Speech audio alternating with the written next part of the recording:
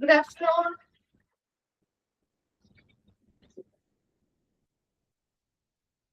ചെറിയൊരു technical issue വന്നതാണ് കേട്ടോ, അതാണ് ലേറ്റ് ആയത്.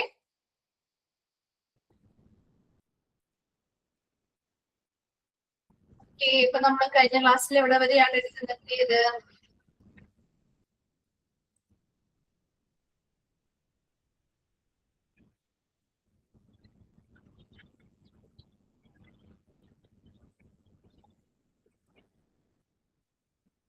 ക്വാളിറ്റി ഇൻഡിക്കേറ്റേഴ്സ് വരെ അല്ലേ?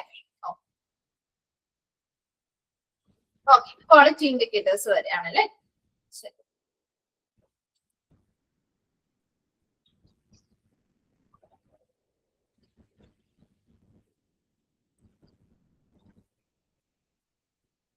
ഓക്കെ, അതിന് മുൻപ് എടുത്ത ഭാഗങ്ങൾ വായിച്ചു നോക്കിയിരുന്നോ?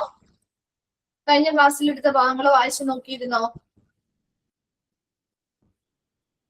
ക്ലിയർ അല്ലേ? ക്ലിയർ അല്ലേ?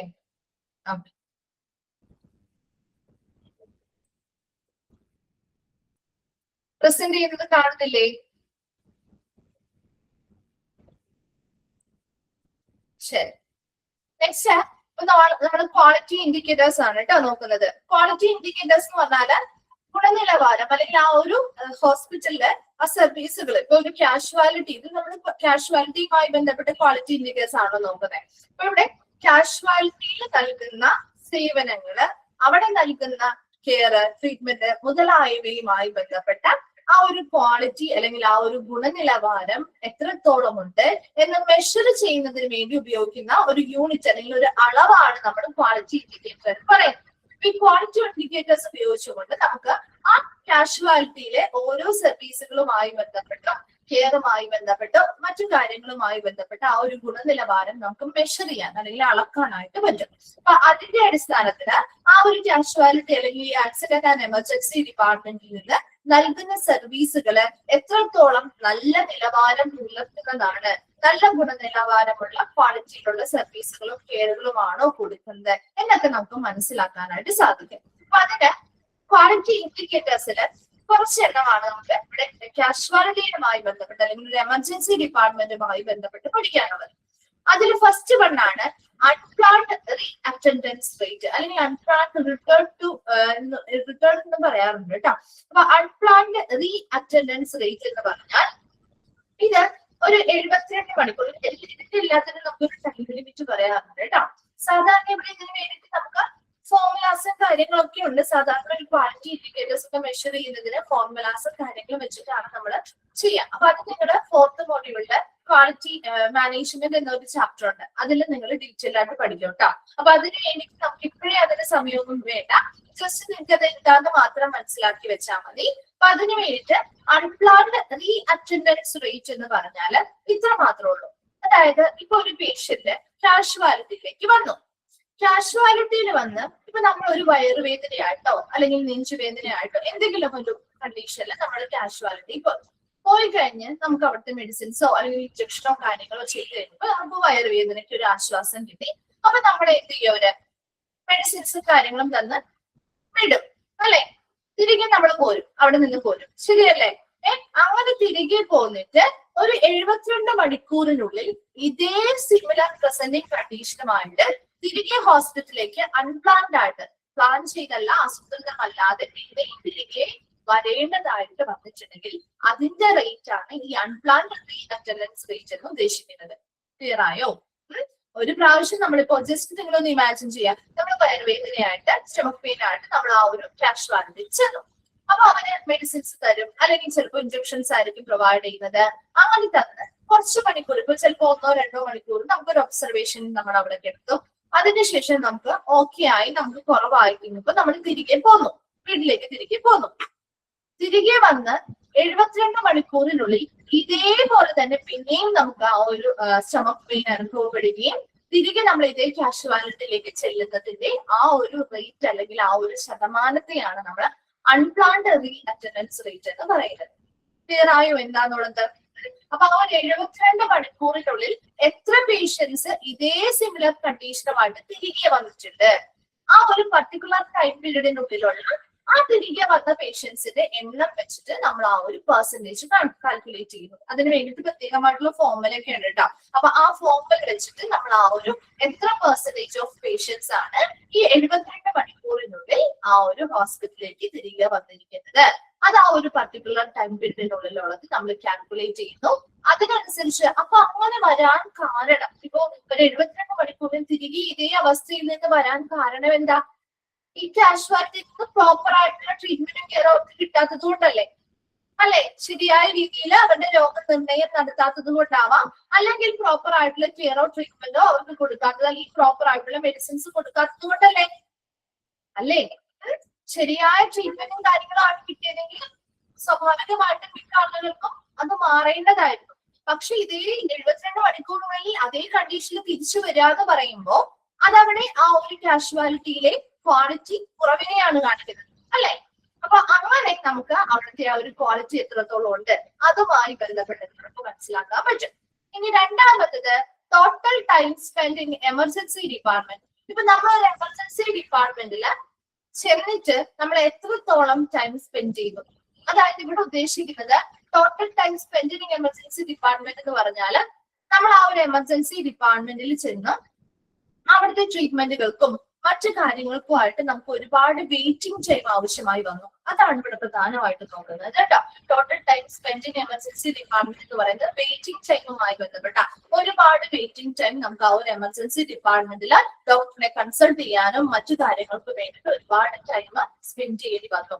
അത് നോക്കും. അപ്പൊ നമുക്കറിയാം ഏതൊരു ഹോസ്പിറ്റലിന്റെ പ്രധാന ഉദ്ദേശം നമ്മൾ വരുന്ന പേഷ്യൻസിനെ സാറ്റിസ്ഫൈഡ് ആക്കുക, അല്ലെ? നല്ലൊരു എക്സ്പീരിയൻസ് കൊടുക്കുക എന്നുള്ളതാണ്. എന്നാൽ മാത്രമേ തിരികെ പുതിയ പേഷ്യൻസിനെ അവർക്ക് കിട്ടുള്ളൂ, അല്ലെങ്കിൽ പുതിയ പുതിയ പേഷ്യൻസിനെ അവർക്ക് അട്രാക്ട് ചെയ്ത് കൊണ്ടുവരാൻ പറ്റുള്ളൂ. അപ്പൊ അതേസമയം നമ്മളൊരു ഹോസ്പിറ്റലിൽ ചെല്ലുമ്പോൾ ഇപ്പൊ ഒരു കൺസൾട്ടേഷന് വേണ്ടിയിട്ട് അല്ലെങ്കിൽ നമ്മളൊരു കാഷ്വാലിറ്റി ചെല്ലുമ്പോൾ ഡോക്ടറെ കാണാനും മറ്റു പ്രൊസീജിയേഴ്സ് ചെയ്യാനുമായിട്ട് ഒരുപാട് വെയിറ്റിംഗ് ടൈം എടുക്കാൻ പാടുണ്ടോ? ഏത് ഡിപ്പാർട്ട്മെന്റിലാണെങ്കിലും പെട്ടെന്ന് കാര്യങ്ങൾ ചെയ്ത് തീർത്ത് പേഷ്യൻസിനെ ഫ്രീ ആക്കാന്നുള്ളതാണ് ചെയ്യേണ്ട കാര്യം, അല്ലെ? അപ്പോഴല്ലേ നമ്മൾ കൂടുതലും സാറ്റിസ്ഫൈഡ് ആവുള്ളൂ, അല്ലെ? നമുക്ക് ചെല്ലുന്ന ഹോസ്പിറ്റലിൽ നിന്ന് എല്ലാ കാര്യങ്ങളും വേഗത്തിൽ നമുക്ക് കാര്യങ്ങൾ ചെയ്ത് കിട്ടാണ്, വേഗം ഡോക്ടറെ കാണാൻ പറ്റുന്നു, വേഗം മെഡിസിൻസ് നമുക്ക് ലഭ്യമാകുന്നു. അങ്ങനെ വരുമ്പോഴല്ലേ നമ്മൾ സാറ്റിസ്ഫൈഡ് ആവുന്നേ. അപ്പൊ അത്തരം കേസുകളില് ഇവിടെ ഒരു എമർജൻസി ഡിപ്പാർട്ട്മെന്റിൽ ചെല്ലുമ്പോൾ അവിടുത്തെ ട്രീറ്റ്മെന്റുമായി ബന്ധപ്പെട്ടോ അല്ലെങ്കിൽ ഡോക്ടർ കൺസൾട്ടേഷനുമായി ബന്ധപ്പെട്ടോ ഒരുപാട് വെയിറ്റിംഗ് ടൈം ആവശ്യമായി വരുന്നുണ്ടെങ്കിൽ അതിന്റെ അർത്ഥം എന്താ? അവിടെ ശരിയായ രീതിയിലുള്ള പോളിസീസും പ്രൊസീജിയേഴ്സും ഒന്നും ഫോളോ ചെയ്യുന്നില്ല എന്നല്ലേ അർത്ഥം, അല്ലെ? പേഷ്യൻസിന് നല്ല ക്വാളിറ്റിയുള്ള സ്റ്റാൻഡേർഡോട് കൂടിയുള്ള നടപടിക്രമങ്ങൾ നടത്തുന്നില്ല എന്നല്ലേ അർത്ഥം. മനസ്സിലാവുന്നുണ്ടോ പറയുന്നത്? അപ്പോ അത്തരത്തില് വെയിറ്റിംഗ് ടൈം ഒരുപാട് എടുക്കുന്നുണ്ടോ അതറിയുന്നതിന് വേണ്ടി അതിൻ്റെതായിട്ടുള്ള ഫോർമുലാസ് ഉപയോഗിച്ചുകൊണ്ട് നമ്മൾ total time spending emergency department calculate ചെയ്യും. അപ്പൊ അതിനനുസരിച്ച് ഒരുപാട് വെയിറ്റിംഗ് ടൈമോ കാര്യങ്ങളോ എടുക്കുന്നുണ്ടെങ്കിൽ നമുക്ക് മനസ്സിലാവും ഒരുപാട് ടൈം അവിടെ എന്താണ് വെയിറ്റിംഗ് ടൈം ആയിട്ട് വരും. അതിനനുസരിച്ച് ടോട്ടൽ ടൈമിലും വ്യത്യാസങ്ങൾ വരും. അപ്പൊ അതിനനുസരിച്ച് നമ്മൾ അവിടുത്തെ ക്വാളിറ്റി നോക്കുന്നുണ്ട്. അടുത്തത് ലെഫ്റ്റ് വിത്തൗട്ട് ബീയിങ് സീൻ. എന്താ? നമ്മളെ കാണുമ്പോൾ ഒരുപാട് സമയം നമ്മൾ വെയിറ്റ് ചെയ്തിട്ടും ചിലപ്പോൾ നമ്മളെ ദേഷ്യപ്പെട്ട കാണാതെ ഇരിച്ചു പോവാറില്ലേ? ചില ഡോക്ടേഴ്സിനെ കൺസൾട്ട് ചെയ്യാൻ ചെന്നിട്ട് ഒരുപാട് മണിക്കൂർ നമ്മൾ വെയിറ്റ് ചെയ്തിട്ടും നമ്മളെ വിളിക്കുന്നില്ല അല്ലെങ്കിൽ കാണാൻ പറ്റുന്നില്ല എങ്കിൽ ദേഷ്യപ്പെട്ട ആളുകൾ തിരികെ പോവാറുണ്ടോ? അപ്പൊ അങ്ങനെ ഇപ്പൊ ഒരു കാഷ്വാലിറ്റിയിലേക്ക് വരുമ്പോൾ പ്രത്യേകിച്ചും ഒരു എമർജൻസി കേസുമായി ബന്ധപ്പെട്ടൊക്കെയാണ് നമ്മൾ വരിക, അല്ലെ? അപ്പൊ അത്രയും സമയം ഇപ്പൊ ഒരുപാട് സമയം നമുക്ക് നിൽക്കാനില്ല. പെട്ടെന്ന് അവർ കാഷ്വാലിറ്റിയിലേക്കുള്ള അഡ്മിഷനോ കാര്യങ്ങളോ അല്ലെങ്കിൽ അവരെ പേഷ്യന്റിനെ റിസീവ് ചെയ്യുന്നില്ല എങ്കിൽ നമ്മൾ എന്ത് ചെയ്യും? ലെഫ്റ്റ് വിത്തൗട്ട് ബീയിങ് സീൻ, അല്ലെ? നമ്മൾ ആ ഡോക്ടറെ കാണാതെ അവിടെ നിന്ന് പോരും, അല്ലെ? വേറെ ഏതെങ്കിലും ഹോസ്പിറ്റലിലേക്ക് പോകും, ശരിയല്ലേ? ഒരുപാട് സമയമൊക്കെ ഡിലേ ആവുന്നുണ്ടെങ്കിൽ നമ്മൾ അവിടുത്തെ സർവീസ് വേണ്ടാന്ന് വെച്ചിട്ട് നമ്മൾ വേറെ ഏതെങ്കിലും ഹോസ്പിറ്റലിലേക്ക് പോകാനായിട്ടോ പേഷ്യന്റിനെ കൊണ്ടുപോകാൻ പോകും, അല്ലെ? അപ്പൊ അങ്ങനെ കാണാതെ അതായത് വന്നിട്ട് പേഷ്യന്റിനെ കൂടി വന്നിട്ട് ആ കൺസൾട്ടേഷന് നിൽക്കാതെ അവിടെ നിന്ന് കാണാതെ തിരികെയും പോയിട്ടുള്ള ആളുകളുടെ ശതമാനം എടുക്കും. അതൊരു പർട്ടിക്കുലർ ടൈം പീരീഡിനുള്ളിൽ ഇത്ര സമയത്തിനുള്ളിൽ എത്ര പേര് അങ്ങനെ നമ്മൾ എടുക്കുക കേട്ടോ. അപ്പൊ അതിനനുസരിച്ച് നമുക്ക് ആ ഒരു എത്ര പേര് അവിടെ ഇതുപോലെ തിരികെ പോന്നിട്ടുണ്ട് അതിന്റെ ശതമാനം കാണും. അപ്പോഴും നമുക്ക് എന്ത് മനസ്സിലാവും? അവിടെ നല്ല രീതിയിലുള്ള സ്റ്റാഫുകളോ പ്രൊസീജിയേഴ്സോ കാര്യങ്ങളോ ഇവർ ഫോളോ ചെയ്യാത്തത് കൊണ്ടാണ് പ്രോപ്പർ ആയിട്ട് വരുന്ന പേഷ്യൻസിനെ എന്ത് ചെയ്യാൻ പറ്റാത്തത്? അവരെ കൈകാര്യം ചെയ്യാനും അവർക്ക് ആവശ്യമായ കാര്യങ്ങളും ചെയ്തു കൊടുക്കാൻ പറ്റാത്തത്, അല്ലെ? അപ്പൊ അങ്ങനെ നമുക്ക് അതിന്റെ ആ ഒരു ഭാഗത്തിന്റെ ക്വാളിറ്റി എന്താണെന്ന് മനസ്സിലാക്കാൻ പറ്റും. അടുത്തത് ടൈം ടു ഇനിഷ്യൽ അസസ്മെന്റ്. ഇനി ഒരു പേഷ്യന്റിനെ ആ ഒരു കാഷ്വാലിറ്റിയിൽ എത്തിക്കഴിഞ്ഞാൽ അവർക്ക് ആ ഒരു പ്രാഥമിക മൂല്യനിർണ്ണയം അല്ലെങ്കിൽ പ്രാഥമിക വിലയിരുത്തലിന് വേണ്ടി എടുക്കുന്ന സമയം. അപ്പൊ ആ ഒരു പേഷ്യന്റിനെ റിസീവ് ചെയ്തു, അവരുടെ രജിസ്ട്രേഷനും കാര്യങ്ങളും കഴിഞ്ഞു, ട്രയേജ് പോലെയുള്ള സെക്ഷൻസിലേക്ക് എത്തുന്നതിന് വേണ്ടിയിട്ട് അല്ലെങ്കിൽ അതിനുശേഷം നമ്മളൊരു സെക്ഷനിലേക്ക് ഏതെങ്കിലും ഒരു ഏരിയയിലേക്ക് അവരെ ഇടുന്ന സമയത്ത് ആ ഒരു ഇനിഷ്യൽ അസസ്മെന്റ്, പ്രാഥമികമായിട്ടുള്ള അവരുടെ വിലയിരുത്തലും മറ്റു കാര്യങ്ങളും ട്രീറ്റ്മെന്റ് ഒക്കെ ആരംഭിക്കുന്നതിന് വേണ്ടിയിട്ട് എത്ര സമയം ആ പേഷ്യന്റിന് വേണ്ടിയിട്ട് വെയിറ്റിംഗ് ടൈം ആയിട്ട് ഇരിക്കേണ്ടതായിട്ട് വരുന്നുണ്ട്. അപ്പൊ എമർജൻസി ഡിപ്പാർട്ട്മെന്റ് പ്രത്യേകിച്ച് ഒരുപാട് സമയമൊന്നും ലാക്ക് ചെയ്യാൻ പാടില്ല. അവരുടെ ഒരു സെക്കൻഡ് പോലും വളരെ വിലപ്പെട്ടതാണ് അല്ലെ? അപ്പൊ അതുകൊണ്ട് തന്നെ അവിടെ ആ ഒരു പ്രാഥമിക വിലയിരുത്തൽ നടത്താനും ട്രീറ്റ്മെന്റ് ആരംഭിക്കാനും ഒരുപാട് സമയം ആ പേഷ്യന്റിന് എടുക്കുന്നുണ്ടോ അത് നമ്മൾ കൃത്യമായിട്ട് നോക്കിയിട്ട് അതിന്റെ പെർസെന്റേജ് കാണും. അതുപോലെ തന്നെ ടൈം ടു ട്രീറ്റ്മെന്റ്, ചികിത്സ തുടങ്ങുന്നതിന് വേണ്ടിയിട്ട് ഒരുപാട് സമയം. ഇപ്പൊ ഡോക്ടർ വന്ന് പ്രാഥമിക വിലയിരുത്തലൊക്കെ നടത്തി കഴിഞ്ഞിട്ടും കുറെ സമയം കഴിഞ്ഞാണോ നമ്മൾ ട്രീറ്റ്മെന്റ് എടുക്കുന്നത് അല്ലെങ്കിൽ ആരംഭിക്കുന്നത്, അത് എത്രത്തോളം സമയം എടുക്കുന്നുണ്ട്, ട്രീറ്റ്മെന്റ് ആരംഭിക്കാൻ എത്ര സമയം നമ്മൾ വെയിറ്റ് ചെയ്തതായിട്ട് വരുന്നുണ്ട്. അതുപോലെ തന്നെ സർവീസ് എക്സ്പീരിയൻസ്, അവിടെ നിന്ന് പേഷ്യൻസിന്റെ ആ ഒരു സർവീസ് തരുന്നതിന്റെ എക്സ്പീരിയൻസ് അല്ലെങ്കിൽ അനുഭവം എങ്ങനെയുണ്ട്, അങ്ങനെ നമ്മൾ പേഷ്യൻസിന്റെ സാറ്റിസ്ഫാക്ഷൻ സർവേകളിലൂടെ ആ പേഷ്യൻസിന്റെ അവിടെ നിന്ന് കിട്ടിയ സർവീസിന്റെ എക്സ്പീരിയൻസ് മനസ്സിലാക്കുന്നു. അപ്പൊ ഇത്രയും ക്വാളിറ്റി ഇൻഡിക്കേറ്റേഴ്സിൽ വരുന്ന കാര്യങ്ങളാണ്. ഏതൊക്കെയാ? അൺപ്ലാൻഡ് അറ്റൻഡൻസ് റേറ്റ്, അതായത് ഒരു 72 മണിക്കൂറിനുള്ളിൽ ഒരു പ്രാവശ്യം കാഷ്വാലിറ്റിയിലേക്ക് വന്ന ആളായിരിക്കും, അവർക്ക് ആവശ്യമായ ട്രീറ്റ്മെന്റുകളും കാര്യങ്ങളും കൊടുത്ത് വിട്ട് കഴിഞ്ഞ് 72 മണിക്കൂറിൽ ഇതേ സിമിലർ പ്രസന്റിംഗ് കണ്ടീഷനുമായിട്ട് തിരികെ ഇതേ കാഷ്വാലിറ്റിയിലേക്ക് വരുന്ന പേഷ്യൻസിന്റെ ആ ഒരു പെർസെന്റേജ് കാണുന്നുണ്ട്. അതുപോലെ തന്നെ ടോട്ടൽ ടൈം സ്പെൻഡ്, ഒരു എമർജൻസി ഡിപ്പാർട്ട്മെന്റിൽ അവർ സ്പെൻഡ് ചെയ്ത ടോട്ടൽ ടൈം എത്രത്തോളമാണ്, അതിനനുസരിച്ച് ഒരുപാട് വെയിറ്റിംഗ് ടൈമോ കാര്യങ്ങളോ അവർക്ക് വേണ്ടി വന്നിട്ടുണ്ടോ അത് നോക്കും. അതുപോലെ തന്നെ ലെഫ്റ്റ് വിത്തൗട്ട് ബീസിംഗ്, എത്ര പേരാണ് അവിടെ വന്നിട്ട് കാണാൻ പറ്റാതെ അല്ലെങ്കിൽ കാണാതെ എന്താണ് മറ്റെന്തെങ്കിലും ഇഷ്ടമില്ലാതെ തിരിച്ചു പോന്നിട്ടുണ്ട് എങ്കിൽ അതിന്റെ എണ്ണം. അതുപോലെ തന്നെ ടൈം ടു ഇനിഷ്യൽ അസസ്മെന്റ്, പ്രാഥമികമായ മൂല്യനിർണ്ണയം വിലയിരുത്തൽ നടത്തുന്നതിന് വേണ്ടി ഇവർ എത്ര സമയം വെയിറ്റ് ചെയ്യേണ്ടതായിട്ട് വന്നിട്ടുണ്ട്. അതുപോലെ തന്നെ ടൈം ടു ട്രീറ്റ്മെന്റ്, ചികിത്സ ആരംഭിക്കുന്നതുമായി ബന്ധപ്പെട്ട് എത്ര ടൈം ഇവർ വെയിറ്റ് ചെയ്യേണ്ടതായിട്ട് വന്നിട്ടുണ്ട്. അതുപോലെ തന്നെ അവരുടെ സർവീസിന്റെ എക്സ്പീരിയൻസ് എങ്ങനെയാണ്, അവർ തരുന്ന സർവീസുകൾ മികച്ചതായിരുന്നോ, അവർക്ക് ഓക്കെയാണോ, എല്ലാ കാര്യങ്ങളും നല്ല രീതിയിൽ കിട്ടിയോ, ആ ഒരു പേഷ്യൻസിന്റെ എക്സ്പീരിയൻസ് നമ്മൾ നോക്കുന്നുണ്ട്. ഇത്രയും കാര്യങ്ങൾ നോക്കിയിട്ട് ഇതിന്റെ പെർസെന്റേജും കാര്യങ്ങളൊക്കെ എടുത്തു കഴിയുമ്പോൾ നമുക്ക് ആ ഒരു കാഷ്വാലിറ്റിയിലെ അല്ലെങ്കിൽ ആ ഒരു എമർജൻസി ഡിപ്പാർട്ട്മെന്റിലെ സർവീസുകളുടെ ഗുണനിലവാരം അല്ലെങ്കിൽ ക്വാളിറ്റി എത്രത്തോളം ഉണ്ട്, നല്ല നിലവാരമുള്ള പരിചരണം കെയറും ഒക്കെയാണോ അവിടെ കൊടുക്കുന്നത് നമുക്ക് മനസ്സിലാക്കാനായിട്ട് സാധിക്കും. ക്ലിയർ ആണോ? ക്വാളിറ്റി ഇൻഡിക്കേറ്റേഴ്സ് ജസ്റ്റ് ഇതിന്റെ പേര് മാത്രമേ നിങ്ങളോട് ചോദിക്കുള്ളൂ കേട്ടോ. ഈ ക്വാളിറ്റി ഇൻഡിക്കേറ്റേഴ്സിൽ ഉൾപ്പെടുന്നവ ഏതാണ് അല്ലെങ്കിൽ അല്ലാത്തവ ഏതാണ്, ആ രീതിയിലുള്ള ക്വസ്റ്റ്യൻ വരുള്ളൂ കേട്ടോ. അപ്പൊ ഏതൊക്കെയാണ്? Unplanned reattendance rate, total time spend in emergency department, time to initial assessment, അതുപോലെ തന്നെ ലെഫ്റ്റ് വിത്തൗട്ട് ബീസിംഗ് and time to treatment, service experience. വേഗം ഒന്ന് നോക്കിയേ.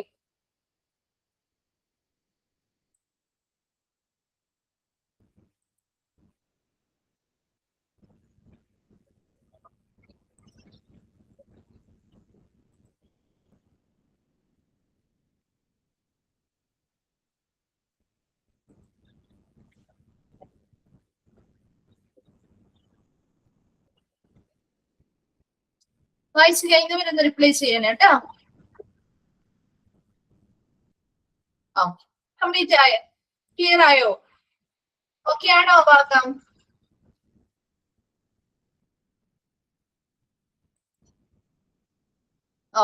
ശരി. നെക്സ്റ്റ് നമ്മുടെ ഈ ഒരു ചാപ്റ്ററിന്റെ ലാസ്റ്റ് ഭാഗമാണ് role of emergency room clerk or secretary. അപ്പൊ ഒരു എമർജൻസി റൂമിലെ ക്ലർക്ക് അല്ലെങ്കിൽ സെക്രട്ടറി, അതായത് നമ്മുടെ കാഷ്വാലിറ്റി അല്ലെങ്കിൽ ആക്സിഡന്റ് ആൻഡ് എമർജൻസി റൂമിലെ ക്ലർക്ക് അല്ലെങ്കിൽ സെക്രട്ടറിയുടെ പ്രധാനപ്പെട്ട റോള് അല്ലെങ്കിൽ ചുമതലകളാണ് നമ്മൾ ഇനി താഴെ പറയുന്നത്. അപ്പോ ഒരു എമർജൻസി റൂം ക്ലർക്ക് അല്ലെങ്കിൽ സെക്രട്ടറിയുടെ കടമകള് അല്ലെങ്കിൽ ചുമതലകളാണ് പറയുന്നത്.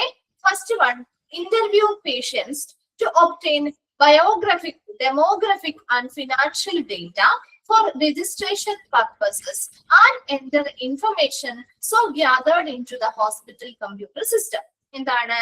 ഫസ്റ്റ് വൺ എന്താ പറയുന്നത്? Interview patients to obtain biographic, demographic and financial data for registration purposes and enter information so gathered into the hospital computer system. അപ്പോൾ ഒരു കാഷ്വാലിറ്റിയിലേക്ക് വരുന്ന പേഷ്യന്റിന്റെ ഇൻഫർമേഷൻസ് അവരോട് ഇന്റർവ്യൂ നടത്തുന്നു. അപ്പൊ പേഷ്യൻസ് ആവാം, അല്ലെങ്കിൽ ഭയങ്കര വയ്യായികയായിട്ട് ഭയങ്കര സീരിയസ് ആയിട്ട് വരുന്ന പേഷ്യൻസിനോട് നമുക്ക് ഇന്റർവ്യൂ നടത്താൻ പറ്റുമോ?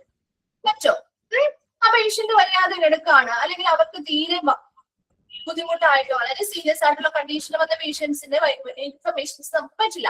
അപ്പൊ അവരുടെ റെപ്രസെന്റേറ്റീവ് ആയിട്ട് അല്ലെങ്കിൽ അവരുടെ കൂടെ വന്നിരിക്കുന്ന ആരാണ് അവരിൽ നിന്നായിരിക്കും നമ്മൾ ഇൻഫർമേഷൻസ് കളക്ട് ചെയ്യാം. അപ്പൊ ആദ്യം ആ പേഷ്യൻസുമായിട്ട് ഇന്റർവ്യൂ നടത്തുന്നു, അവരുമായിട്ട് അഭിമുഖം നടത്തി അവരിൽ നിന്ന് എന്താണ് അവരുടെ ബയോഗ്രാഫിക് അതുപോലെ തന്നെ ഡെമോഗ്രാഫിക് എന്ന് വെച്ചാൽ എന്താ?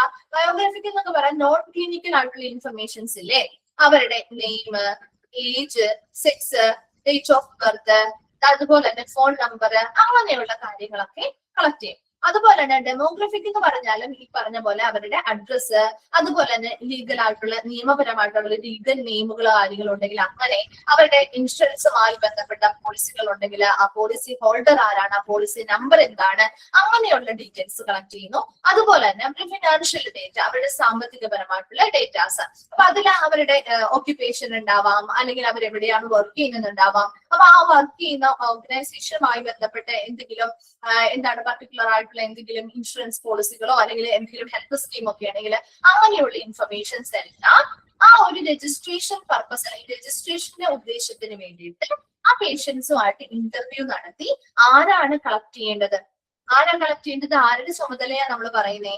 ആരുടെ ചുമതലയാ പറയുന്നേ? എമർജൻസി റൂം ക്ലർക്ക് അല്ലെങ്കിൽ സെക്രട്ടറിയുടെ ആണ്. കേൾക്കുന്നില്ലേ പറയുന്നത്? ഉണ്ടോ? എന്താണ് റിപ്ലൈ ഇല്ലാത്ത?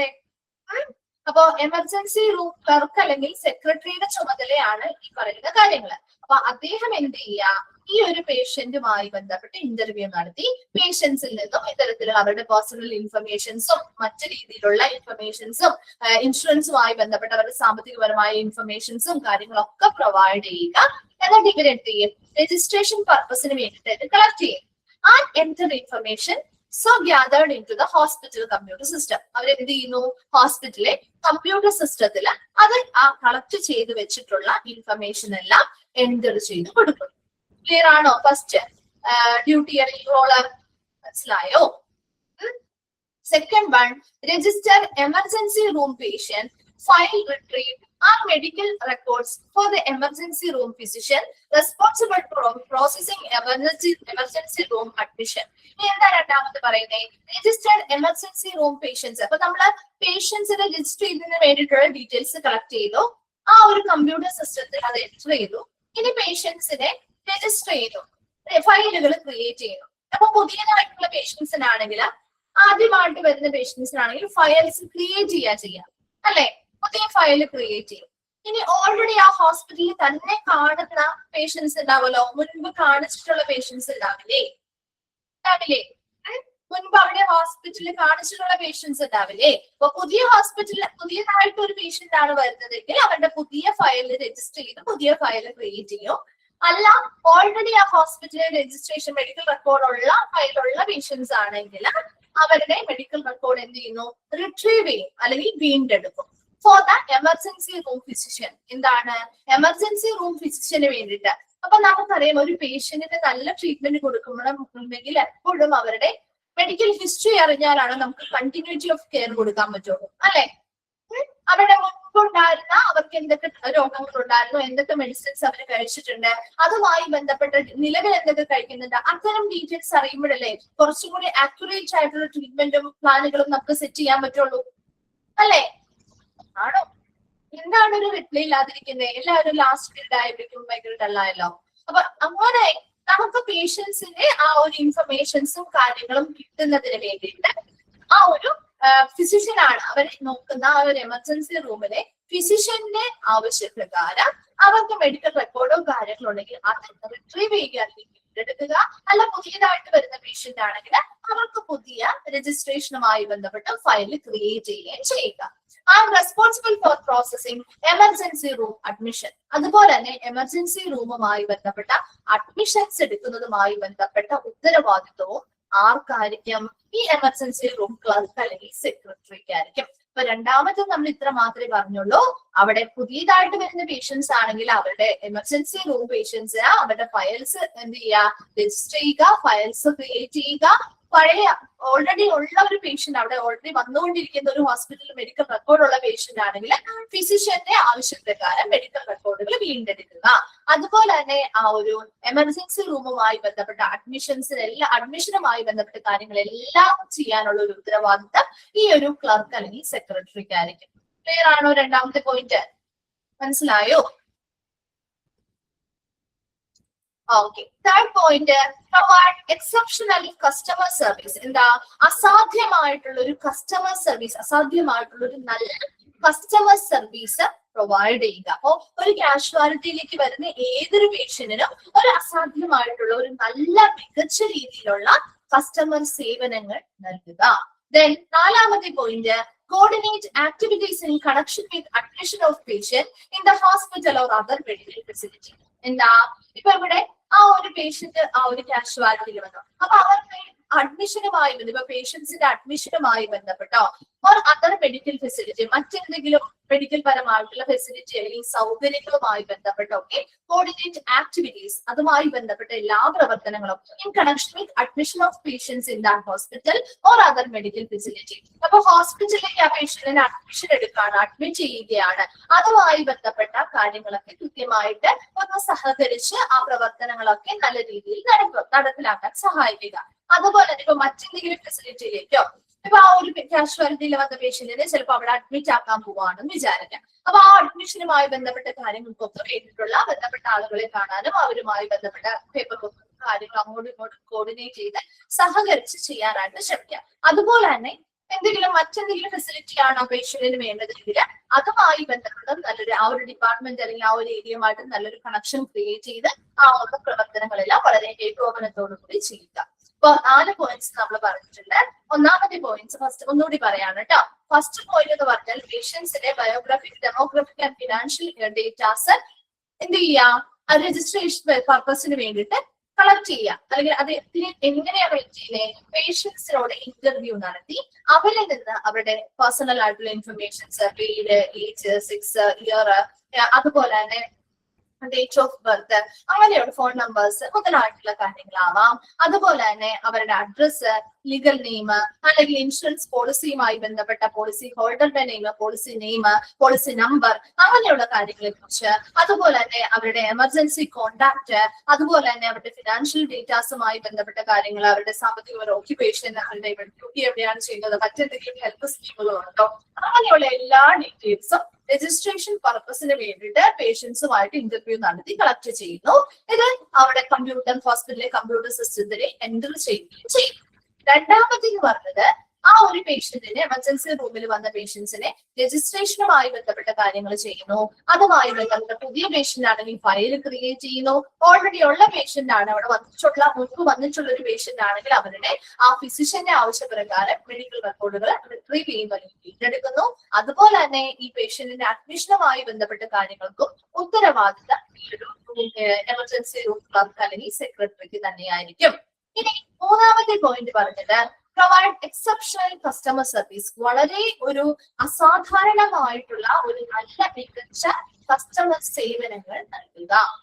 നാലാമതായിട്ട് പറയുന്നത് പേഷ്യൻസിന്റെ അഡ്മിഷനുമായി ബന്ധപ്പെട്ടോ അല്ലെങ്കിൽ മറ്റെന്തെങ്കിലും ഫെസിലിറ്റി അവർക്ക് ആവശ്യമാണെങ്കിൽ അതുമായി ബന്ധപ്പെട്ടോ നല്ലൊരു ആ ഇടങ്ങളുമായിട്ട്, അതായത് ഇപ്പൊ അഡ്മിഷനുമായി ബന്ധപ്പെട്ടാണെങ്കിൽ ആ ഒരു ഏരിയയുമായി ബന്ധപ്പെട്ട്, അല്ലെങ്കിൽ മറ്റെന്തെങ്കിലും ഫെസിലിറ്റി ആണെങ്കിൽ ആ ഡിപ്പാർട്ട്മെന്റുമായി ബന്ധപ്പെട്ടത് നല്ലൊരു കണക്ഷൻ ഉണ്ടാക്കിയിട്ട് നല്ലൊരു ബന്ധം സ്ഥാപിച്ചിട്ട് അതുമായി ബന്ധപ്പെട്ട എല്ലാ പ്രവർത്തനങ്ങളും ഏകോപനത്തോടുകൂടി നല്ല ഏകീകരണത്തോടുകൂടി ചെയ്യുക.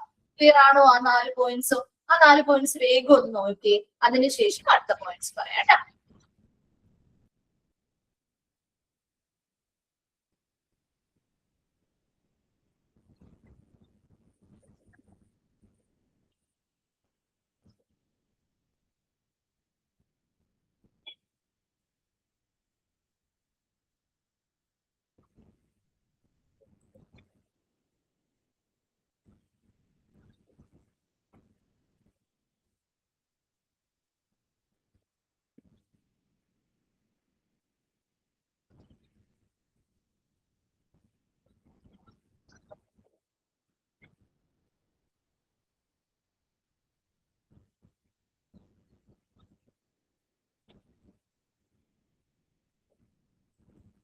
വായിച്ചു കഴിയുമ്പോൾ റിപ്ലൈ ചെയ്യണേ. ഓക്കെ, ക്ലിയർ ആണോ? ആ 4 പോയിന്റ്സ് ഓക്കെ ആണോ? ഓക്കെ, ശരി. നെക്സ്റ്റ് പോയിന്റ് ആണ് കേട്ടോ പറയുന്നത്. Assess patients other needs from health care professionals like need of ambulance service or reference. എന്താ? അതുപോലെ തന്നെ പേഷ്യൻസിന്റെ മറ്റ് ഒരു ഹെൽത്ത് കെയർ പ്രൊഫഷണൽസിൽ നിന്നും പേഷ്യൻസിന് ആവശ്യമായി വരുന്ന മറ്റ് ആവശ്യകതകൾ എന്താണെന്ന് മനസ്സിലാക്കുകയും അത് വിലയിരുത്തുകയും അതിനിപ്പം ആംബുലൻസ് സർവീസുകളാവാം, അതുപോലെ തന്നെ റെഫറൻസ് ആവാം അവർക്ക് ആവശ്യമായി വരുന്നത്. അത്തരം കാര്യങ്ങൾ ആ ഒരു ഹെൽത്ത് പ്രൊഫഷണൽസിൽ നിന്നും ആവശ്യമായി വരുന്ന ഇത്തരം ആംബുലൻസ് സർവീസുകളോ റെഫറൻസോ മുതലായ കാര്യങ്ങളൊക്കെ മനസ്സിലാക്കുകയും അതിനനുസരിച്ച് അത് പ്രൊവൈഡ് ചെയ്യാനായിട്ടുള്ള ഹെൽപ്പുകൾ അല്ലെങ്കിൽ സപ്പോർട്ടുകൾ നൽകുകയും ചെയ്യുക. അതുപോലെ തന്നെ ഗ്രീവിയൻസ് റിഡ്രസൽ. എന്താണ് ഗ്രീവിയൻസ് റിഡ്രസൽ? പരാതി പരിഹാരം കേട്ടോ, പരാതി പരിഹാര സംവിധാനം. അപ്പൊ ആ ഒരു കാഷ്വാലിറ്റിയിൽ വരുന്ന പേഷ്യന്റിന് എന്തെങ്കിലും പരാതികളോ കാര്യങ്ങളോ ഉണ്ടെങ്കിൽ അത് പരിഹരിക്കാനുള്ള മാർഗങ്ങൾ സ്വീകരിക്കുക. Then coordinate with other healthcare executive for bed arrangement. ആ കാഷ്വാലിറ്റിയിലെ കൃത്യമായിട്ട് ബെഡ് അറേഞ്ച്മെന്റുമായി ബന്ധപ്പെട്ട് മറ്റ് ഹെൽത്ത് കെയർ എക്സിക്യൂട്ടീവുമായിട്ട് കൃത്യമായിട്ട് കോർഡിനേറ്റ് ചെയ്യുക അല്ലെങ്കിൽ സഹകരിക്കുക. Then നാലാമത്തത് make sure that MLC cases are registered. എന്താ? ഇത്തരത്തില് കാഷ്വാലിറ്റിയിൽ വരുന്ന ഏതൊരു മെഡിക്കോ ലീഗൽ കേസസും രജിസ്റ്റർ ചെയ്തിട്ടുണ്ട് എന്ന് നിർബന്ധമായിട്ടും ഉറപ്പുവരുത്തുക. 4 പോയിന്റ്സ് ആണ് പറഞ്ഞത്. Assess patients other needs from health care professionals like need of ambulance services or reference. ഇപ്പൊ നമ്മളൊരു വരുന്ന പേഷ്യന്റിന്റെ മറ്റ് ഹെൽത്ത് കെയർ പ്രൊഫഷണൽസിൽ നിന്ന് ആവശ്യമായിട്ടുള്ള ഇപ്പൊ മറ്റെന്തെങ്കിലും സേവനങ്ങൾ, അതായത് ഇപ്പൊ ആംബുലൻസ് സർവീസുകളോ റെഫറൻസ് ആവശ്യമായി വരുന്നുണ്ടെങ്കിലോ അതൊക്കെ പേഷ്യൻസിന് അത്തരത്തിലുള്ള നീഡ്സ് അല്ലെങ്കിൽ ആവശ്യകതകൾ എന്താണെന്ന് വിലയിരുത്തുകയും അതിനനുസരിച്ചുള്ള സപ്പോർട്ട് അവർക്ക് പിന്തുണ നൽകുകയും ചെയ്യുക. അതുപോലെ തന്നെ ഗ്രീവിയൻസ് റിഡ്രസൽ, പരാതി പരിഹാര സംവിധാനം. അപ്പൊ ആ വരുന്ന പേഷ്യൻസിന് കാഷ്വാലിറ്റിയുമായി ബന്ധപ്പെട്ട പരാതികൾ ഉണ്ടെങ്കിൽ അത് പരിഹരിക്കുന്നതിന് വേണ്ടിയുള്ള മാർഗങ്ങൾ എന്ത് ചെയ്യുക? ആരംഭിക്കുക. Then coordinate with other healthcare executives for bed arrangement. കാഷ്വാലിറ്റിയിലെ ബെഡ് അറേഞ്ച്മെന്റുമായി ബന്ധപ്പെട്ട് മറ്റ് ഹെൽത്ത് കെയർ എക്സിക്യൂട്ടീവുകളുമായി നല്ല രീതിയിൽ സഹകരിക്കുക. അതുപോലെ make sure that the MLC cases are registered. അതുപോലെ തന്നെ കാഷ്വാലിറ്റിയിലേക്ക് വരുന്ന ഏതൊരു MLC കേസും നിർബന്ധമായിട്ടും രജിസ്റ്റർ ചെയ്തിട്ടുണ്ട് എന്ന് ഉറപ്പുവരുത്തുകയും ചെയ്യുക. വേഗമായി നോക്കിയ 4 പോയിന്റ്സ്.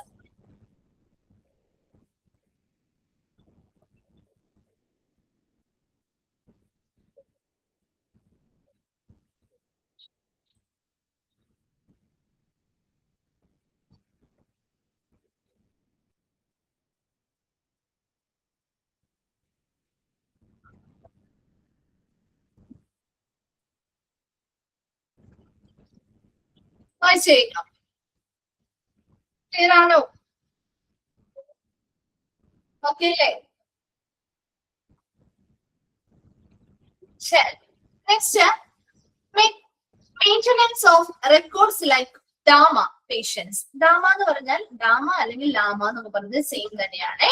അതായത് ഡിസ്ചാർജ് എഗെയിൻസ്റ്റ് മെഡിക്കൽ അഡ്വൈസ് എന്ന് പറഞ്ഞാലും ലീവ് എഗെയിൻസ്റ്റ് മെഡിക്കൽ അഡ്വൈസ് ഇദ്ദേഹം കേട്ടിട്ടുണ്ടോ? നിങ്ങൾ കേട്ടിട്ടുണ്ടോ? ഡിസ്ചാർജ് എഗെയിൻസ്റ്റ് മെഡിക്കൽ അഡ്വൈസ് അല്ലെങ്കിൽ ലീവ് എഗെയിൻസ്റ്റ് മെഡിക്കൽ അഡ്വൈസ് കേട്ടിട്ടുണ്ടോ? ഓക്കെ, അപ്പൊ ആ ഡാമയുടെ എക്സ്പാൻഡ് ഫോം ഒന്ന് എഴുതി വെച്ചോട്ടോ. ഡിസ്ചാർജ് എഗെയിൻസ്റ്റ് മെഡിക്കൽ അഡ്വൈസ് ഒന്ന് എഴുതി വെച്ച് ചോദിക്കാറുള്ള ക്വസ്റ്റ്യൻ ആണ്. DAMA കൊടുത്തിട്ടില്ലേ? അതിന്റെ എക്സ്പാൻഡ് ഫോം ആണ് മിസ് പറഞ്ഞേ. Discharge against medical advice. Discharge against medical advice. Discharge against medical advice എഴുതിയോ? ചോദിക്കാറുണ്ട് കേട്ടോ, എന്റെ എക്സ്പാൻഡ് ഫോം ചോദിക്കാറുണ്ട്.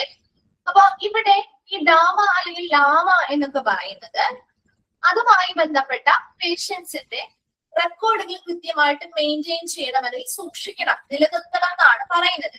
ഇവിടെ ഡിസ്ചാർജ് എഗെയിൻസ്റ്റ് മെഡിക്കൽ അഡ്വൈസ് ആ പേരിൽ നിന്ന് തന്നെ അറിയാലോ. അല്ലെങ്കിൽ ലീവ് എഗെയിൻസ്റ്റ് മെഡിക്കൽ അഡ്വൈസ് എന്ന് പറയുമ്പോൾ എന്തായിരിക്കും? അവരെ ട്രീറ്റ് ചെയ്യുന്ന ഡോക്ടറുടെ അഡ്വൈസ് പ്രകാരമല്ലാതെ, അല്ലെ? സാധാരണ നമ്മളൊരു ഡിസ്ചാർജ് ചെയ്തത് എപ്പോഴാ? ഒരു ഹോസ്പിറ്റലിൽ നിന്ന് ഡിസ്ചാർജ് ചെയ്തത് എപ്പോഴാണ്? നമ്മുടെ ട്രീറ്റിംഗ് ഡോക്ടർ വന്ന് കൺസൾട്ടേഷൻ കഴിഞ്ഞ് കഴിയുമ്പോൾ പറയും, ആ ഇന്ന് നിങ്ങൾ ഓക്കെ ആയിട്ടുണ്ട്, അങ്ങനെയാണെങ്കിൽ നിങ്ങൾക്ക് ഇന്ന് ഡിസ്ചാർജ് ആവാം, അല്ലെ? ഡോക്ടറല്ലേ നമുക്ക് അത് അഡ്വൈസ് ചെയ്ത് നിർദ്ദേശം തരുന്നത്. ഡോക്ടർ അല്ലേ പറയുന്നത്, അല്ലെങ്കിൽ അതിനുള്ള നിർദ്ദേശങ്ങൾ ആ ഹോസ്പിറ്റലിൽ കൊടുക്കുന്നത്. അതെ. അതേസമയം ഇവിടെ ഡാമ അല്ലെങ്കിൽ ലാമ പേഷ്യൻസ് എന്ന് പറഞ്ഞാല് ഇവിടെ ഡിസ്ചാർജ് എഗെയിൻസ്റ്റ് മെഡിക്കൽ അഡ്വൈസ് ആണ്. അതായത് നമ്മളെ ട്രീറ്റ് ചെയ്യുന്ന ഡോക്ടറുടെ നിർദ്ദേശപ്രകാരമല്ലാതെ നമ്മുടെ സ്വന്തം ഇഷ്ടപ്രകാരം സ്വമേധയാ ഒരു ഹോസ്പിറ്റലിൽ നിന്ന് നമ്മൾ പോരുകയാണെങ്കിൽ അതിനെയാണ് ഈ ഡിസ്ചാർജ് എഗെയിൻസ്റ്റ് മെഡിക്കൽ അഡ്വൈസ് എന്ന് പറയുന്നത്. ക്ലിയർ ആയോ? അപ്പൊ നമ്മളെ ട്രീറ്റ് ചെയ്തുകൊണ്ടിരിക്കുന്ന ഹോസ്പിറ്റലിൽ സർവീസുകൾ ചിലപ്പോൾ മോശമായതുകൊണ്ടാവാം, അല്ലെങ്കിൽ അവിടുത്തെ ആ ഒരു ബിൽ കപ്പാസിറ്റി നമുക്ക് താങ്ങാൻ അഫോർഡബിൾ അല്ലാത്തത് കൊണ്ടാവാം. അങ്ങനെ പല കാരണങ്ങളുണ്ട് കേട്ടോ. അങ്ങനെ പോരാനായിട്ട് പല റീസൺസും ഉണ്ട്. അങ്ങനെ അവിടുത്തെ ട്രീറ്റ് ചെയ്യുന്ന ഡോക്ടറുടെ ആ മെഡിക്കൽ അഡ്വൈസിന് വിപരീതമായിട്ട് അല്ലെങ്കിൽ എഗെയിൻസ്റ്റ് ആയിട്ട് അവരുടെ നിർദ്ദേശപ്രകാരമല്ലാതെ നമ്മൾ ആ ഒരു ഹോസ്പിറ്റലിൽ നിന്ന് പോരുകയാണ്, എന്താണ് അവിടെ നിന്ന് നമുക്ക് അവരുടെ ട്രീറ്റ്മെന്റ് മതിയാക്കി പോരുകയാണെങ്കിൽ അത്തരം പേഷ്യൻസിനെയാണ് നമ്മൾ ഡിസ്ചാർജ് എഗെയിൻസ്റ്റ് മെഡിക്കൽ അഡ്വൈസ് എന്ന് പറയുന്നത്. ക്ലിയർ ആണോ? മനസ്സിലായോ എന്താന്നുള്ളത്? ഓക്കെ. അപ്പൊ ഇത്തരത്തില് പോയ പേഷ്യൻസ് എന്താ നമുക്കറിയാം. ഇപ്പൊ നമ്മൾ സ്വമേധയാ ആണ് അവിടെ നിന്ന് ചോദിച്ചു പോരുന്നത് അല്ലെ?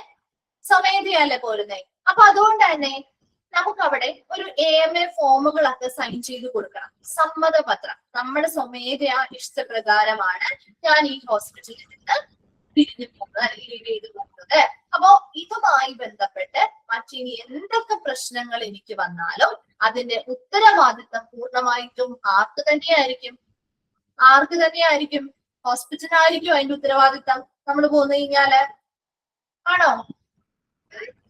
അല്ല, നമ്മൾക്ക് തന്നെ അല്ലെ. നമ്മൾ ആരാണോ അങ്ങനെ ആ പേഷ്യന്റിൽ നിന്നും ആ ഒരു ഫോമില് ഇതൊക്കെ പ്രത്യേകമായിട്ട് പരാമർശിച്ചിട്ടുണ്ടാവും. അത്തരത്തിലുള്ള കാര്യങ്ങളൊക്കെ ഉൾപ്പെടുത്തിയ ആ ഫോം സൈൻ ചെയ്ത് കൊടുത്തിട്ട് വേണം, അല്ലെങ്കിൽ സൈൻ ചെയ്ത് കൊടുത്താൽ മാത്രമേ നമുക്ക് അവിടെ നിന്ന് പോരാൻ പറ്റുള്ളൂ. അപ്പൊ അതില് ഇനി പിന്നീട് ഈ വരുന്ന പേഷ്യന്റ് അവരുടെ ട്രീറ്റ്മെന്റ് വേണ്ടാന്ന് പറഞ്ഞ് ഉപേക്ഷിച്ച് സ്വന്തം ഇഷ്ടപ്രകാരം പോരുന്നത് കൊണ്ട് തന്നെ ഈ പേഷ്യന്റുമായി ബന്ധപ്പെട്ട ഫർദർ ആയിട്ട് എന്തൊക്കെ കാര്യങ്ങൾ, കേസോ കാര്യങ്ങൾ എന്ത് വന്നാലും അതിൽ ആരും ഉത്തരവാദിയല്ല. പേഷ്യന്റിന് ആ ഹോസ്പിറ്റലിൽ നിന്ന് പോകുന്നതിന് ശേഷമുള്ള എന്തൊക്കെ പ്രൊസീജിയേഴ്സ് അല്ലെങ്കിൽ എന്തൊക്കെ ബുദ്ധിമുട്ടുകൾ വന്നാലും അതൊരിക്കലും ഹോസ്പിറ്റൽ അതിന് ഉത്തരവാദിയായിരിക്കില്ല. അതാണ് ഹോസ്പിറ്റൽ അവിടെ തെളിയിക്കാൻ പോകുന്നത്. അപ്പൊ ഈ ഒരു ഫോം അവരുടെ മെഡിക്കൽ റിപ്പോർട്ടിന്റെ ഭാഗമാക്കി വെക്കുകയും എന്തെങ്കിലും ഇഷ്യൂസോ കാര്യങ്ങളോ വരുമ്പോൾ ഇതൊരു എവിഡൻസ് ആയിട്ട് അവർക്ക് കാണിക്കാൻ പറ്റും. ക്ലിയർ ആയോ? AMA എന്താണ് അല്ലെങ്കിൽ ഡാമ എന്താന്നുള്ളത് മനസ്സിലായോ? അപ്പൊ അത്തരത്തില് ഇവിടെ നിന്ന് ഹോസ്പിറ്റലിൽ നിന്ന് പിരിഞ്ഞു പോയിട്ടുള്ള അല്ലെങ്കിൽ ഹോസ്പിറ്റലിൽ നിന്ന് ട്രീറ്റ്മെന്റ് വേണ്ട എന്ന് പറഞ്ഞ് ഉപേക്ഷിച്ചു പോയിട്ടുള്ള പേഷ്യൻസിന്റെ മെഡിക്കൽ റെക്കോർഡുകൾ കൃത്യമായിട്ട് എന്ത് ചെയ്യണം? മെയിൻറ്റെയിൻ ചെയ്യുന്നതിൽ സൂക്ഷിക്കണം. ഓക്കെ. Then അടുത്തത് medico legal case is made based on the patient's condition or unnatural cause of injury. RT എന്ന് പറഞ്ഞാൽ road traffic accident കേട്ടോ, etc. The records of such cases are entered in the medico legal register with details of patients and accident, and the patient case file is stamped as medico legal. The local police station is informed immediately. Casualty in charge will be informing the police based on the casualty in charge or treating consultants എന്താണ് instructions. എന്തായിരിക്കും പറയുന്നത്? Medico legal കേസുമായി ബന്ധപ്പെട്ട കാര്യം അല്ലെ. ഒരു medico legal case is made based on the പേഷ്യൻസിന്റെ condition അനുസരിച്ച്. അപ്പൊ ഒരു മെഡിക്കോ ലീഗൽ കേസ് വരുമ്പോ വരുന്ന പേഷ്യന്റിന്റെ കണ്ടീഷൻ അനുസരിച്ച് അല്ലെങ്കിൽ ഒരു അൺനാച്ചുറൽ കോസ്, സ്വാഭാവികമല്ലാത്ത രീതിയിൽ ഉണ്ടായേക്കാവുന്ന എന്തെങ്കിലും പരിക്കുകളാണെങ്കിൽ, അതുപോലെ തന്നെ ഇപ്പൊ റോഡ് ട്രാഫിക് ആക്സിഡന്റ്സ് പോലെയുള്ള കേസ്, ആ എക്സ്പാൻഡ് ഫോം അറിയില്ലെങ്കിൽ ഒന്ന് എഴുതി വെച്ചോട്ടോ. റോഡ് ട്രാഫിക് ആക്സിഡന്റ് അറിയാത്തവരുണ്ടെങ്കിൽ എഴുതി വെക്കുന്നുണ്ട്. ഇതൊക്കെ ചോദിക്കാറുള്ള ക്വസ്റ്റ്യൻസ്, അതുകൊണ്ട് പിന്നെയും റിപ്പീറ്റ് ചെയ്ത് പറയുന്നത്. റോഡ് ട്രാഫിക് ആക്സിഡന്റ്സ് മുതലായവയൊക്കെ അപ്പൊ നമുക്ക് ആ വരുന്ന പേഷ്യന്റിന്റെ കണ്ടീഷൻ കാണുമ്പോൾ മനസ്സിലാവും അല്ലെ. ഡോക്ടേഴ്സ് പരിശോധിക്കുമ്പോഴും മനസ്സിലാവും ഇത് ഒരു മെഡിക്കോ ലീഗൽ കേസ് ആണെന്ന്. മനസ്സിലാവില്ലേ? മനസ്സിലാവോ? മനസ്സിലാവും. അപ്പൊ അത്തരം കേസുകള് ഈ records of such cases R entered in the medico legal register in the details of patients and accident. ഇത്തരം മെഡിക്കോ ലീഗൽ കേസസ് ആണ് അല്ലെങ്കിൽ ഈ കേസ് മെഡിക്കോ ലീഗൽ ആണെന്ന് തോന്നിയാൽ അത് ഉടനെ തന്നെ മെഡിക്കോ ലീഗൽ രജിസ്റ്ററിൽ ഈ കേസ് എൻ്റർ ചെയ്തിരിക്കണം. അതുപോലെ തന്നെ അതിൽ ഉൾപ്പെടുന്ന എന്തൊക്കെ വേണം? പേഷ്യൻസിന്റെ ഡീറ്റെയിൽസ് വേണം. അതുപോലെ തന്നെ അവരുടെ ആക്സിഡന്റുമായി ബന്ധപ്പെട്ട ഡീറ്റെയിൽസ് അറിയാമെങ്കിൽ അത് വേണം. അതുപോലെ തന്നെ ഇത്തരത്തിലുള്ള കാര്യങ്ങളൊക്കെ ഉൾപ്പെടുത്തി അത് ആ ഒരു മെഡിക്കോ ലീഗൽ രജിസ്റ്ററിൽ രേഖപ്പെടുത്തണം. അതോടൊപ്പം തന്നെ the patient case file is stamped as medico legal. അപ്പൊ രജിസ്റ്റർ ചെയ്യുമ്പോൾ ഈ ഓരോ കേസും മെഡിക്കോ ലീഗൽ കേസസും രജിസ്റ്റർ ചെയ്തു എന്ന് നമുക്ക് മനസ്സിലാക്കാൻ വേണ്ടി അത് മെഡിക്കോ ലീഗൽ എന്ന രീതിയിൽ സ്റ്റാമ്പ് ചെയ്ത് ഫയൽ ചെയ്യണം എന്നാ പറയുന്നത്. സ്റ്റാമ്പ് ചെയ്യാന്ന് പറഞ്ഞാൽ ഒരു റബ്ബർ സീൽ വെക്കുന്നതാണ് കേട്ടോ. അപ്പൊ അതിനുള്ളിൽ മുകളിൽ എന്താണ് ഇത് രജിസ്റ്റർ ചെയ്തത്, ഏത് സമയത്താണ്, ആരാണ്, അങ്ങനെയുള്ള കാര്യങ്ങളൊക്കെ ഉണ്ടാവും. അപ്പൊ നമുക്ക് ഈ ഫയൽ എടുക്കുമ്പോൾ ഇത് ഇന്ന രീതിയിൽ മെഡിക്കോ ലീഗൽ കേസായിട്ട് രജിസ്റ്റർ ചെയ്തിട്ടുണ്ട് എന്ന് ഉറപ്പുവരുത്താൻ വേണ്ടിയിട്ടാണ് ഈ ഒരു മെഡിക്കോ ലീഗൽ എന്ന് പറയുന്ന സ്റ്റാമ്പിംഗ് പ്രോസസ്സ് ചെയ്യുന്നത്. അതിനുശേഷം നമ്മൾ രജിസ്ട്രേഷൻ ഒക്കെ കഴിഞ്ഞതിന് ശേഷം നമ്മൾ ഉടനെ എന്ത് ചെയ്യണം, അത് ആരെ അറിയിക്കണം, ആരെ അറിയിക്കണ്ടേ, പോലീസിനെ അറിയിക്കണം അല്ലെ. The local police station is informed immediately. നമ്മൾ ആ ലോക്കൽ പോലീസ് സ്റ്റേഷൻ എവിടെയാണ് അവിടെയാണ് ഉടനെ തന്നെ അറിയിക്കേണ്ടത്. അത് അറിയിക്കേണ്ടതിനുള്ള ആരുടെ ഉത്തരവാദിത്വ, കാഷ്വാലിറ്റി ഇൻചാർജിലുള്ള വ്യക്തിയുടെ ഇൻചാർജിലുള്ള ആരാണോ അദ്ദേഹമാണ് പോലീസിനെ ഇൻഫോം ചെയ്യേണ്ടത് അല്ലെങ്കിൽ അറിയിക്കേണ്ടത്. So based on the casualty in charge or treating consultant instruction, എന്താ ആ കാഷ്വാലിറ്റിയിലെ ഇൻചാർജിന്റെ ട്രീറ്റ് ചെയ്യുന്ന കൺസൾട്ടന്റിന്റെ നിർദ്ദേശങ്ങൾ അനുസൃതമായിട്ട് ഇതൊരു മെഡിക്കോ ലീഗൽ കേസ് ആണെന്ന് തോന്നുകയാണെങ്കിൽ അത് കൃത്യമായിട്ട് രജിസ്റ്റർ ചെയ്യുന്നു. അതിനനുസരിച്ച് അത് ഉടനെ തന്നെ എന്ത് ചെയ്യുന്നു, ലോക്കൽ പോലീസ് സ്റ്റേഷനിലേക്ക് ആ കാഷ്വാലിറ്റി ഇൻചാർജ് അറിയിക്കുകയും ചെയ്യും. ക്ലിയർ ആണോ? ലാസ്റ്റ് 2 പോയിന്റ്സ് പറഞ്ഞത് ഓക്കെ ആണോ? വേഗം ഒന്ന് വായിച്ചു നോക്കിയേ.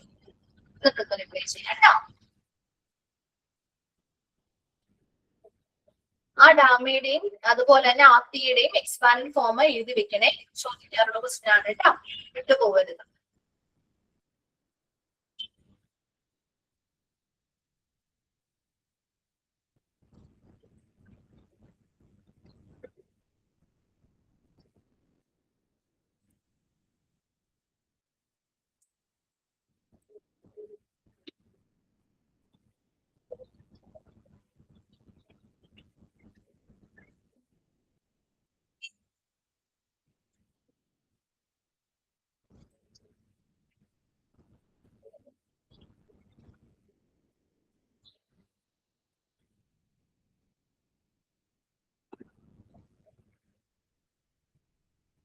കഴിഞ്ഞോ? ഓക്കെ, ശരി. ക്ലിയറല്ലേ? ക്ലിയറല്ലേ? ആർട്ടിയുടെയോ? Road traffic accident, road traffic accident കേട്ടോ. ഡാമഗിറ്റിയിലെ discharge against medical advice. Okay, ശരി. അപ്പൊ നമ്മൾ ഈ ഒരു ചാപ്റ്റർ കംപ്ലീറ്റ് ആയി. അപ്പൊ നമ്മൾ ഫസ്റ്റ് മോഡ്യൂൾ ഏതൊക്കെ എടുത്ത ചാപ്റ്റർ മിസ്, ഏതൊക്കെ ചാപ്റ്റേഴ്സ് എടുത്തു? ഒന്ന് ഓർത്ത് നോക്കിയേ, ഒന്ന് റിവൈൻഡ് ചെയ്തെടുത്തേ. ഏതൊക്കെ ചാപ്റ്റേഴ്സ് എടുത്തു? ഓരോ ടീച്ചേഴ്സ് എഴുതുന്ന ചാപ്റ്റേഴ്സ് എഴുതി വെക്കുന്നുണ്ടല്ലോ അല്ലെ, ചെയ്യുന്നുണ്ടോ? ഹോസ്പിറ്റൽ വാർഡ്, പിന്നെ ഹോസ്പിറ്റൽ വാർഡ് മാത്രം എടുത്തുള്ളോ?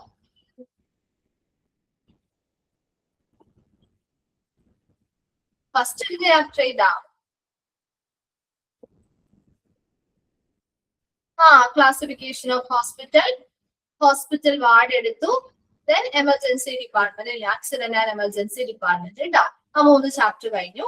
അപ്പൊ ഇനി മിസ് നെക്സ്റ്റ് സെക്കൻഡ് മോഡ്യൂളിലേക്ക് കിടക്കാണ് കേട്ടോ. ഏതെങ്കിലും ടീച്ചേഴ്സ് സെക്കൻഡ് മോഡ്യൂൾ സ്റ്റാർട്ട് ചെയ്തിരുന്നോ? സെക്കൻഡ് മോഡ്യൂൾ സ്റ്റാർട്ട് ചെയ്തിരുന്നോ? ഓക്കെ, ആരാ സ്റ്റാർട്ട് ചെയ്തേ? രമ്യ. ശരി, ഓക്കെ. ജസ്റ്റ് മിസ് ഒന്ന് സെക്കൻഡ് മോഡ്യൂൾ ഒന്ന് എടുത്തിട്ടേക്കട്ടെ.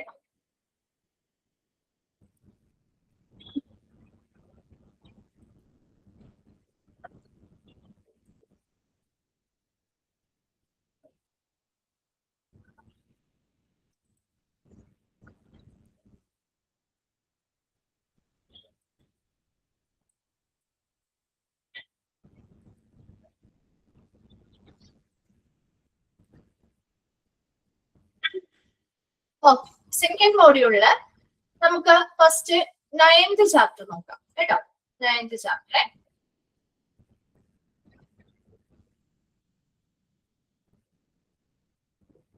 Hospital acquired infection.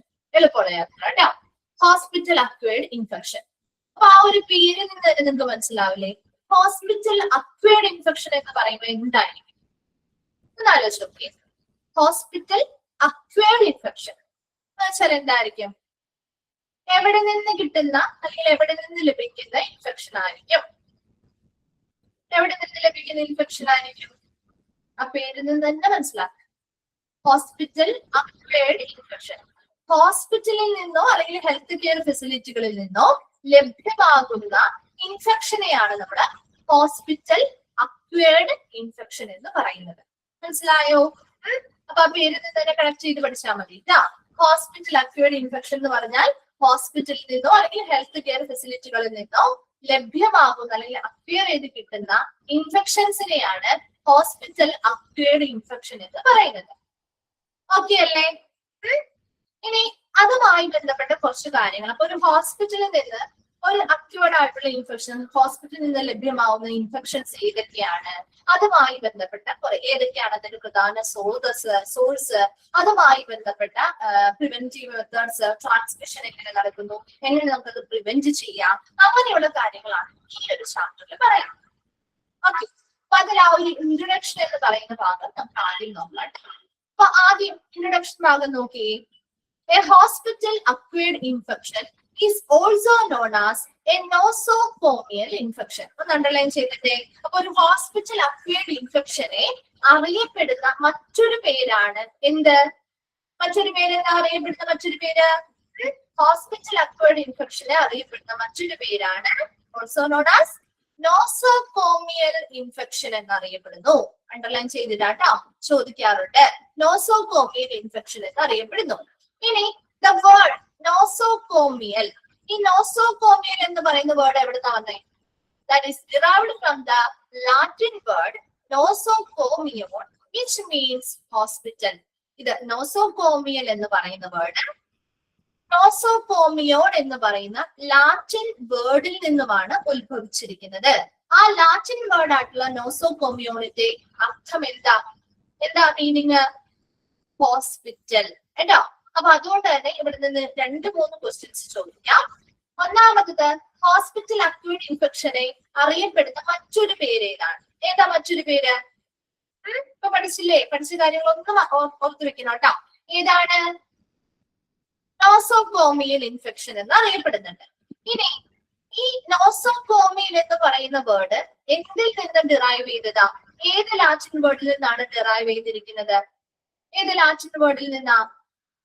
നോസോകോമിയോൺ എന്ന് പറയുന്ന ലാറ്റിൻ വേർഡിൽ നിന്ന്. ഇനി ഇതിന്റെ മീനിങ് എന്താണ്? അർത്ഥം എന്താ? ഈ നോസോകോമിയോൺ എന്ന് പറയുന്ന വേർഡിന്റെ അർത്ഥം എന്താ? ഹോസ്പിറ്റൽ. ക്ലിയർ അല്ലേ? ആ 2 പോയിന്റ്സ് ക്ലിയർ അല്ലേ?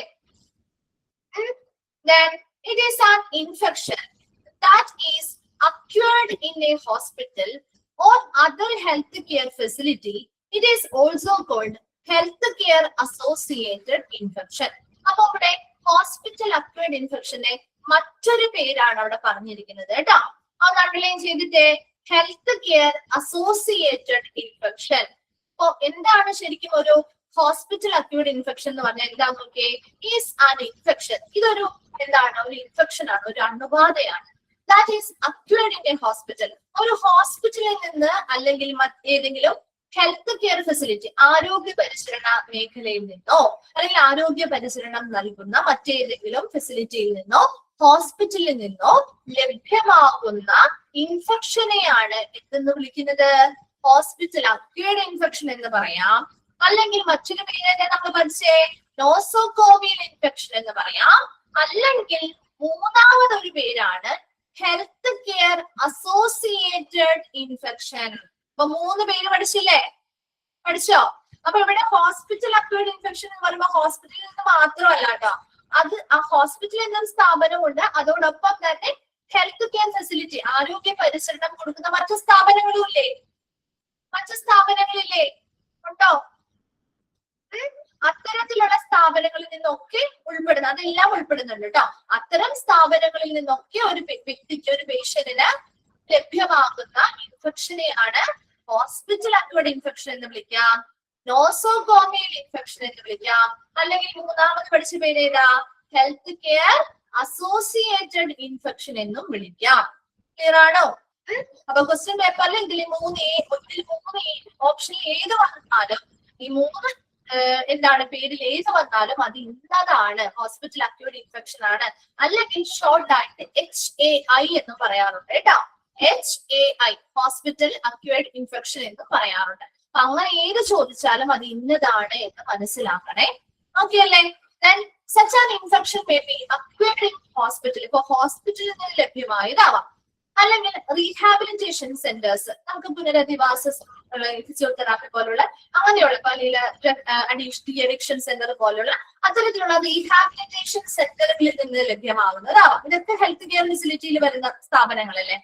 അതുപോലെ നഴ്സിംഗ് ഹോമുകളിൽ നിന്ന് വരുന്നതാവാം, ഔട്ട് പേഷ്യന്റ് ക്ലിനിക്കുകളിൽ നിന്ന് വരുന്നതാവാം, അല്ലെങ്കിൽ ഇപ്പോൾ ഡയഗ്നോസ്റ്റിക് ലബോറട്ടറികളിൽ നിന്ന് വരുന്നതാവാം, അല്ലെങ്കിൽ മറ്റെന്തെങ്കിലും ക്ലിനിക്കൽ സെറ്റിംഗ്സിൽ നിന്ന് നമുക്ക് ലഭ്യമാകുന്ന ഇൻഫെക്ഷൻസിനാണ് നമ്മുടെ ഹോസ്പിറ്റൽ അക്യൂട്ട് ഇൻഫെക്ഷൻ എന്ന് പറയുന്നത്. And infections is spread to the affected patient in a clinical setting by many means. അല്ലെ, പല രീതിയിലൂടെ നമുക്ക് ആ ഒരു ഹോസ്പിറ്റലിലെ പേഷ്യൻസിലേക്ക് ഇൻഫെക്ഷൻസ് എന്ത് ചെയ്യാൻ പറ്റും? സ്പ്രെഡ് ആവാം. അല്ലെ, പല രീതിയിലൂടെ സ്പ്രെഡ് ആയിക്കൂടെ? ഒരേ വഴികളിലൂടെ മാത്രം, ഒരേ രീതിയിലൂടെ മാത്രമേ വരുള്ളൂ നമുക്ക് പറയാൻ പറ്റോ? പല രീതികളിലൂടെ നമ്മുടെ ആ ഒരു പേഷ്യന്റിലേക്ക് ഈ ഒരു ഇൻഫെക്ഷൻ സ്പ്രെഡ് ആവാം. അല്ലെ, സ്പ്രെഡ് ആവാലോ.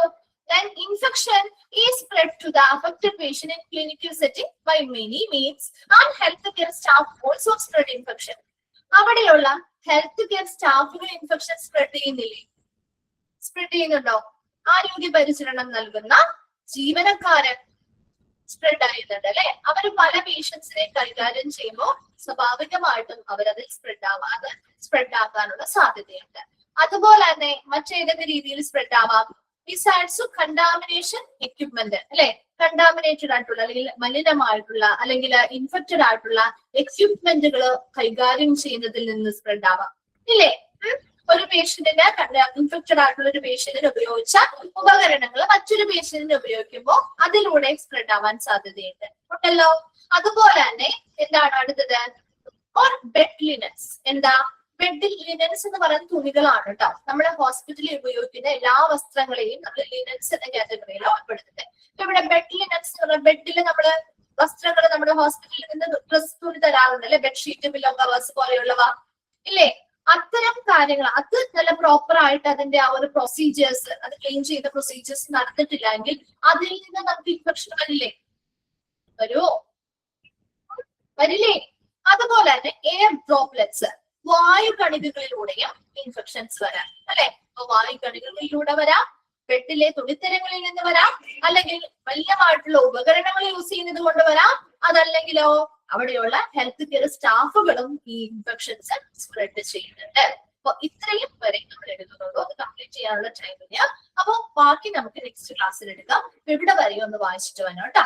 ഓക്കെ, അതുപോലെ തന്നെ കഴിഞ്ഞ ചാപ്റ്റർ ഡീറ്റെയിൽ ആയിട്ട് വായിക്കുക. ഡൗട്ട്സോ കാര്യങ്ങളോ ഉണ്ടെങ്കിൽ നെക്സ്റ്റ് ക്ലാസ്സിൽ വരുമ്പോൾ നോട്ട് ചോദിക്കുക കേട്ടോ. അതുപോലെ മോക്ക് ടെസ്റ്റുകൾ തരുന്നുണ്ടല്ലോ. അപ്പൊ മോക്ക് ടെസ്റ്റുകളിൽ എന്തെങ്കിലും ഡൗട്ട്സോ കാര്യങ്ങളോ ഉണ്ടെങ്കിൽ നമ്മുടെ പിറ്റേ ക്ലാസ്സിൽ ടീച്ചേഴ്സ് വരുമ്പോൾ നിങ്ങൾക്ക് ചോദിച്ച് ക്ലിയർ ചെയ്യാം കേട്ടോ. ചിലപ്പോൾ ഓപ്ഷൻസിൽ ചിലപ്പോൾ കൺഫ്യൂഷൻസ് വരാം, അല്ലെങ്കിൽ മിസ് അത് അങ്ങനെയാണോ ഇങ്ങനെയാണോ എന്നൊക്കെ ചോദിച്ച് കൺഫ്യൂഷൻ വരുന്നതിന്റെ കാര്യമൊന്നുമില്ല. നിങ്ങൾ ആൻസർ ചെയ്യുമ്പോൾ കിട്ടാത്തതുണ്ട്, അല്ലെങ്കിൽ ചില ക്വസ്റ്റ്യൻസ് നിങ്ങൾക്ക് മനസ്സിലാവുന്നില്ല, അല്ലെങ്കിൽ അതിന്റെ ഓപ്ഷൻസ് മനസ്സിലാവുന്നില്ല എന്നുണ്ടെങ്കിൽ നെക്സ്റ്റ് ക്ലാസ്സിൽ ടീച്ചേഴ്സ് വരുമ്പോൾ അത് ക്ലിയർ ചെയ്യാം കേട്ടോ. ഓക്കെ, അപ്പൊ ആ ക്ലാസ്സിലേക്ക് വരുമ്പോൾ അത് നോക്കി വെക്കാം. ടൈം ടേബിൾ ഒക്കെ കിട്ടിയല്ലോ. അപ്പൊ ഇന്ന ടീച്ചേഴ്സ് ആയിരിക്കും വരുന്നത് ഓൾമോസ്റ്റ് അറിയാലോ. ചില ദിവസങ്ങളിൽ നമ്മൾ ചില അഡ്ജസ്റ്റ്മെന്റുകൾ നടത്തുമ്പോഴാണ് മാറി കയറുന്നത്. അല്ലാത്ത സമയത്ത് കറക്റ്റ് ടൈം ടേബിളിൽ തന്നെയായിരിക്കും പോവുക. അപ്പൊ ആ ടീച്ചർ വരുന്ന സമയത്ത് അങ്ങനെ ഡൗട്ട്സോ കാര്യങ്ങളോ ഉണ്ടെങ്കിൽ ചോദിച്ച് ക്ലിയർ ചെയ്തോളാം കേട്ടോ. അപ്പൊ അതിന് വേണ്ടത് വെയിറ്റ് ചെയ്തൊന്നും നിൽക്കണ്ട, അല്ലെങ്കിൽ അത് കുറെ ദിവസത്തെ എത്തിക്കഴിഞ്ഞ് ചോദിക്കാനൊന്നും നിൽക്കണ്ട. നെക്സ്റ്റ് ക്ലാസ്സിൽ വരുമ്പോൾ ആ ടീച്ചർ വരുമ്പോൾ അത് ചോദിച്ച് ക്ലിയർ ചെയ്യാം കേട്ടോ. അപ്പൊ നിങ്ങളുടെ കൺഫ്യൂഷനും മാറും. അപ്പൊ നമുക്ക് ഇവിടെ എന്തെങ്കിലും മിസ്റ്റേക്ക് ടെക്നിക്കൽ ആയിട്ടുള്ള എറേഴ്സോ കാര്യങ്ങളൊക്കെ സ്വാഭാവികമായിട്ടും വരാമല്ലോ. അപ്പൊ അങ്ങനെ എന്തെങ്കിലും വന്നിട്ടുണ്ടോ ഇല്ലയോ എന്ന് നിങ്ങൾ പറയുമ്പോഴേ നമുക്ക് അറിയാൻ പറ്റുള്ളൂ. അപ്പൊ അതിനനുസരിച്ച് കറക്ഷൻ നടത്താൻ പറ്റും. അതുകൊണ്ടാണ് കേട്ടോ. ഓക്കെ, അപ്പൊ നമുക്ക് നെക്സ്റ്റ് ക്ലാസ്സിൽ കാണാം. അപ്പോൾ വരുമ്പോഴേക്കും കഴിഞ്ഞ ചാപ്റ്റേഴ്സ് വായിച്ചിട്ട് വരാം. കഴിഞ്ഞ ഭാഗങ്ങൾ എടുത്തത് വായിക്കുക. ഡൗട്ട്സോ കാര്യങ്ങളോട് ചോദിക്കാം കേട്ടോ. Okay, thank you.